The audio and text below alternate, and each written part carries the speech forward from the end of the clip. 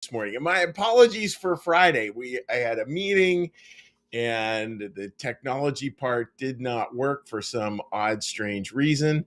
And anyhow, so here we are, and I hopefully today is working and working well. So yeah, my apologies again, and I didn't get back to it because I was in a meeting.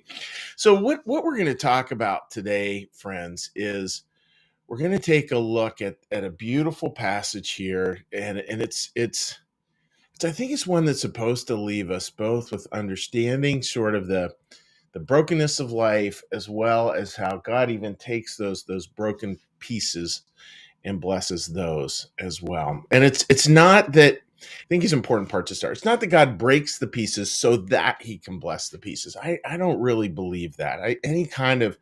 Anything that smacks of transactional love, I'm really suspicious of, and I would hope you would be too, because God's love is always transformative, not transactional, always transformative. So what we're going to do today is we're going to read a little piece of that, and then and then have a little conversation around it with an interesting point, I think. So this is today's reading. This is from Matthew 21, verses 42 to 43. Did you ever read in the scriptures, the stone which the builders reject is in fact the cornerstone of the whole structure? It is the Lord who does it this way. It is marvelous it is Lord who does it this way, and is marvelous to behold. It is for this reason that the kingdom of God will be taken away from you and given to others. So Jesus was talking again to the Pharisees for the 100th time, and he's kind of going after them a little bit, saying, guys, just those people and those groups that you reject are actually the groups upon which the church and faith are going to be built. And that's true of us, and that's true of communities, et cetera, et cetera. And Jesus is constantly opening himself up to the outsider. And this is just another part of that. Now, why do that? Like, what really is the significance there? And I want to sort of take a little bit of a tangent here to talk about that. And I was doing reading this morning, getting ready for today's service, and there was something just really leapt out that was a piece of New Church theology that is just beautifully said. And I think it speaks to this idea of the compelling why of reaching out. And it's this idea. It's the idea that God's presence is the same everywhere. And that goes back to the Jewish tradition of God is one. And that may not sound like a big deal, like God is one, there's one God, like, well, so what? Well, that's big because it means that there's a moral coherence to the world, that there is one creator. And it used to be that there was this God here with his own set of rules, this God here with his own set of rules. Judaism comes along and says, no, there's one God, and there's this moral coherence across the universe. That was pretty revolutionary. And Christianity continued on with that message. Again, like the Catholic Church, Catholic means sort of this whole or one. And then along comes other faith traditions that really emphasize this, and that is very true of the faith tradition that New Church Live comes out of, the New Church. And in reading this morning a piece of that from Emanuel Swedenborg, and he said, it's kind of like this. It's this idea that if you take a drop of the ocean, the drop of the ocean contains the whole ocean.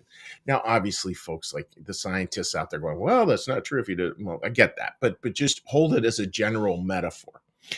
And the general metaphor, and here I'm using a shot glass. Now, this is not because I'm doing shots here in my cabin. This is because it's from my daughter's wedding, so I keep it a little memento here. If I get this little glass and I fill it up with ocean water, I go down to the shore, fill it up with ocean water, I hold it beside the ocean. This is part of that ocean. I mean, this contains what is there. Now, obviously, it doesn't contain it in full, but the water, it sure does. And it's the idea that this is that. And that is this. And all of us are that way. All of us have this inmost, regardless of even how awful wretched we might be on any particular day. Each of us has that deep moment of the ocean, that deep moment of like, yes, we are that, and that is us, and it somehow all connects. And so much of the reaching out is remembering that everybody has this little piece. Everybody has this little piece. There's no one without it. They would not exist if that was not true. And that's something to really think about. Now, where can we take that? What can the takeaway be? Well, here's a beautiful concept, and again, I pull this out of New Church theology. Um, it asks us to look at it this way. It asks us to think of voice, and there's this beautiful analogy made, and see if I can capture this in words. So, folks, if you think of like somebody's voice who you really treasure, and they could be somebody who passed on, they could be somebody who's still with you, and just that person you just love hearing their voice. Like as soon as you hear their voice, you're just calm, and it's this voice that just tells you somehow it's all going to be okay, and it's all going to be all right. And they may have had a favorite saying or not. It may just be the tone of their voice that's incredibly significant. And I want you to think of that, folks, like that voice is like this little shot glass filled with the ocean. That's their very essence, their little voice that somehow is full of heaven, is full of what is right and what is true and what is good about your experience, what is good about the world. And you just need to hear that voice. And it's like, oh, it's all going to be okay. It's all going to be okay. Now, the flip of it is this, folks, your voice, I guarantee, is the same for someone else. And I know that if I'm sitting on the other side of this screen, I'm thinking like there is no way that's true. Well, I'm here to tell you it is, because when I do memorial services, I hear that kind of thing all the time. If I could just hear their voice one more time, because your voice means something to other people. And what I'd ask you to do today as a takeaway is just think like that little piece of the ocean, where can you share that today? Who can you share that with who you think might just appreciate hearing from you? And it may not be somebody necessarily who you feel like, yeah, my voice is really important to them. I know that. Just share it. Just share it. And maybe it's with the person whose voice is that for you. Um, and just thank them for that. Just thank them for what their voice is in your life. Because it does contain the ocean, right? Like kind of a miracle. But it does contain the ocean. I have many family pictures here on the wall right beside me, and I could pick any number of these people that are part of my family. And just think like, oh yeah, each of them has a little piece of the ocean that they share with me, and I know it's the ocean, and I know it's this deep connectedness. So folks, like let's just have a day thinking about that, right? So the recap, super simple. Jesus is saying, look, all those pieces and people who we quote unquote reject are on the outside. Realities, they're part of our life too. And why does that matter? It matters because everybody, both those family, friends, people we even keep at a distance, all of them have a little bit of the ocean in them, have a little bit of the ocean in them, a little bit of God's love and God's wisdom, goodwill, and faith. They may not be open to it. You may not be open to what they have to offer. You might not be open to, in other words, but it's still there.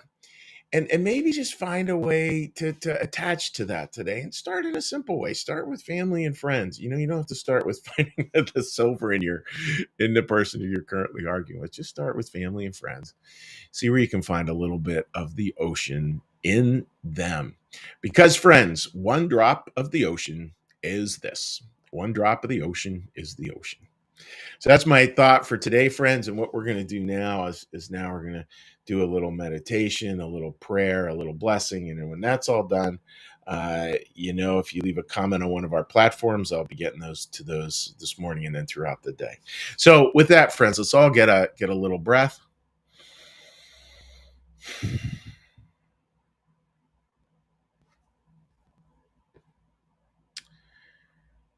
And our meditation.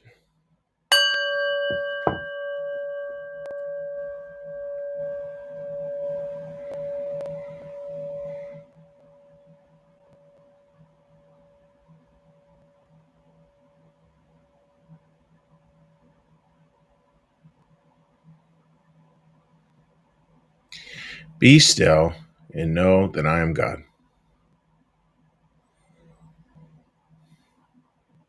Be still and know that I am.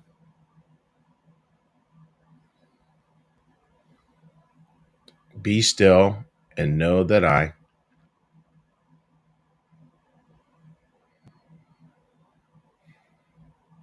Be still and know that.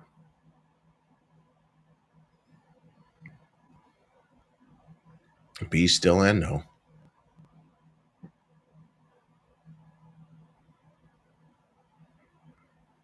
Be still and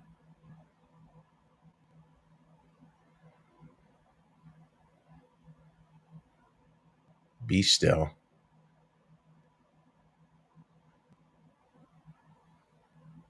Be.